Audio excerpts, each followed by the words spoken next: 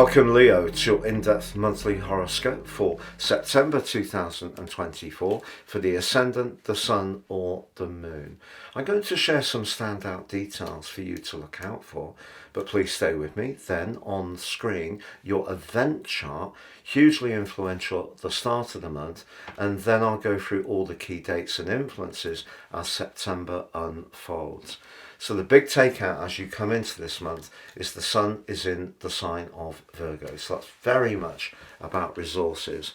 But you do have three key players in your sign: the path of fortune, the Moon and Mercury. And Mercury is a bit agitated as it starts this month in a right angle to Uranus. So as you come into the month, there's part of you that may want to manifest a more individualistic part of your nature when it comes to your professional interactions. But because of the Sun being in the second house and the new moon on the third, you may have to think very carefully about what the financial implications are.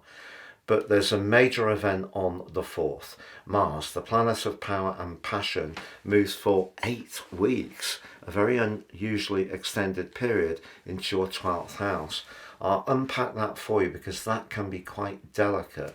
Now, we do have a lunar eclipse on the 18th, but that can be quite deceptive. It's very, very close to Neptune. It's a new lunar eclipse series, so again, I shall take some care in explaining that to you. But the 22nd sees the autumnal equinox. The Sun powers into the sign of Libra, ushering in a 13-week period when things can really speed up for you. But we do have some changes at the end of the month, but also some opportunities. And the cosmic curtain comes down on September with a Mercury Kurzimi. So please stay with me for more. I'm astrologer Patrick Arundell. If you're new to my channel, it's lovely to have your company. If you have any thoughts, please do share them. This is very much a community. If you're a returning visitor as ever, your views and interactions are truly appreciated. If you've yet to sub, please help the channel to thrive. Click that sub button and also the bell notification symbol. I'm a consultant astrologer. If you'd like to have a one-to-one with me, please check out my testimonials below. Also, just like to tell you about my unique special offer. You can order your personal year 2025 transits forecast now and get the rest of this year free, and also 30% off and your life roadmap report. This gives you searing insights into the patterns that are played out in your life so far, but also how you can work with these energies more effectively future forwards. Please see the link below for more. So Leo, on the screen now, I'm showing your event chart. It's always important in astrology to be mindful of a planet which is very close to an angle. So there's Pluto on your 7th house. Relationships, but particularly work relationships, are going to be a big part of this month's story, I feel, because later on the first day, Pluto inverses back into Capricorn for one final visit in our lifetimes. But it does forge a glittering alliance with Venus at the start of this month. You could find yourself quite persuasive, but it's very important you're clear on your objective, because you can see that Neptune, which is going to be very important in that lunar eclipse on the 18th, is opposing Venus, but critically in a right angle to Mars. So Mars at the start of this month is really bringing to an end a 5-week period where it's been pushing you to really step up your connections to others. And of course it linked up with Jupiter at the heart of last month in quite an exciting way. But if you recall, Saturn impacted on that event, and now it's Neptune's turn. So as you come into this month, if there is anything that you're trying to move forwards with in terms of your long-term plan, the 11th house of Gemini, and you're not quite sure on the financial implications, do proceed with caution. Then again, you may find yourself not quite as fired up as you have recently been about some of those future hopes. But also, as we come into this month, I mentioned that you had Mercury, the Moon, and also the path of fortune in your sign. But Mercury's in a very tense right angle with Uranus. If you do want to manifest some individual talents as this month begins, it's possible that you can be in quite a hurry to showcase them because of that electric connection between Mercury and Uranus. But someone more traditional may find that challenging, or you may just feel you're so ahead of the crowd, no one can keep up. On the 3rd, we have a new moon. If you do want to firm up your foundations and how you're going to build up your resources going forwards, this can be a positive new moon, but it also sees on the 4th Mars joining up in your 12th house. The 12th house is the sector of secret enemies in traditional astrology. In modern astrology, we're talking more about the spiritual, psychological, and subconscious parts of our existence. So it's the areas that we're not always keen to look at. Now, because Mars is a very impatient influence, what it can do is stir things up that have lain dormant for some time.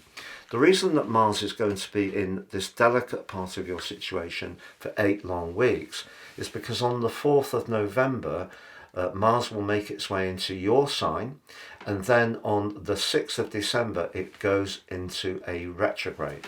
That only happens every couple of years. So what you've got is a preamble to that, but Mars moving through house 12 asks us to look at some awkward things from our past that could be lingering deep within our being. If you are interested in Gestalt, I feel that we hold emotions in our body, within our limbs. If you're someone who really wants to embrace that kind of healing over the next 8 weeks, it could be a superb opportunity. If you're less inclined to look backwards in your situation or want to just forget about some more difficult and painful events from the past, Mars going through this area can be quite tricky, to be honest, and it could see your moods rather up and down. Also, as the Sun moves forwards, it goes into a direct opposition with Saturn. Now, Saturn is the planet of limitation, and what it's been asking you to do over the last 16 months is take your shared resources, your long-term financial planning, and how you use your investments. It's been asking you to take a lot more care. Because the new moon is asking you to be in the moment around resources, Saturn comes along to just remind you of the financial reality. So balancing the books is a big part of this month's story. It may not be very sexy, but it is a fact.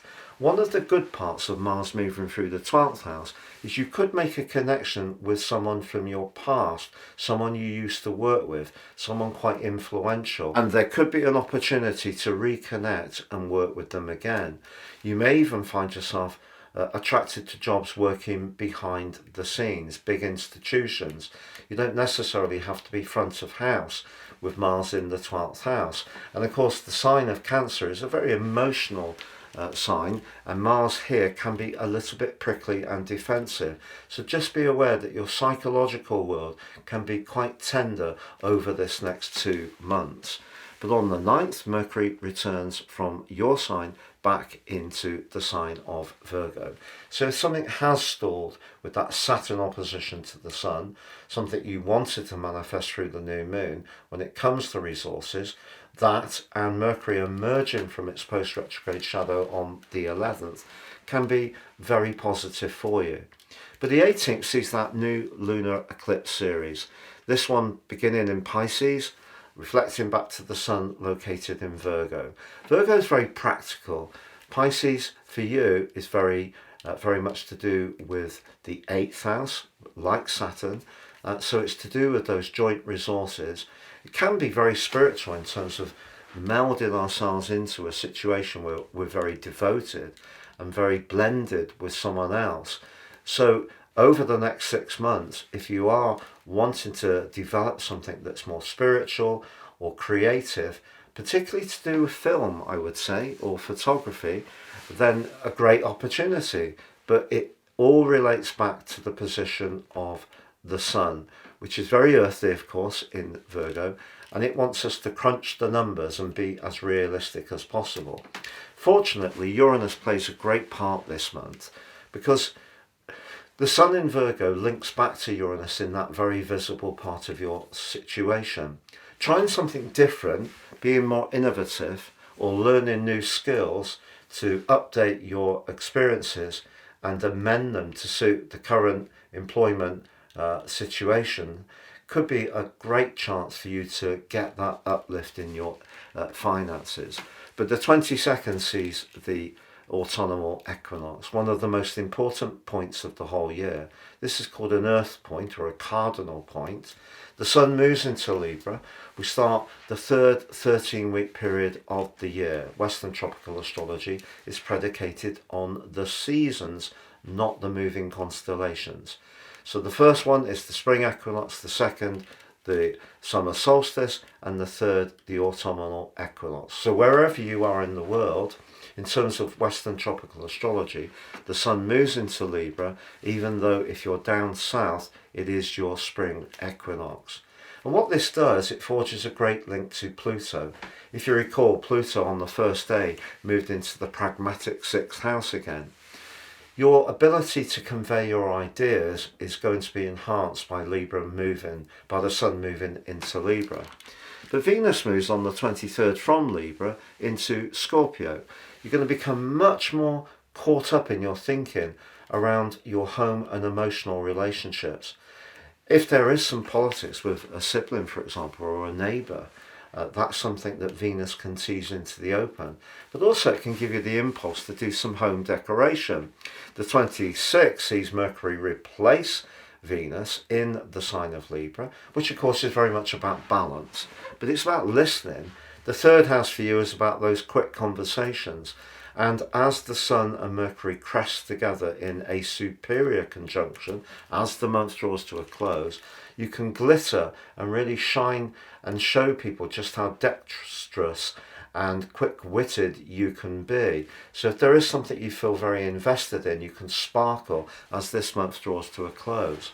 But I think the essential story of this month is with Pluto returning to your sixth house, there may be something around your job, your work, your responsibilities or obligations, which may go through a further review through to the 19th of November.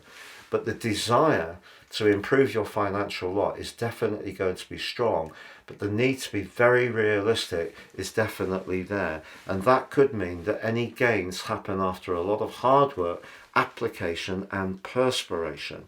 But there is the potential for progress. There is the potential to join together with someone if it's the right person. And then as we come to the end of the month, you are going to feel a speeding up, which can be very exciting indeed. Much more social interaction as September comes to a close. Have a great month, Leo. All the best and goodbye.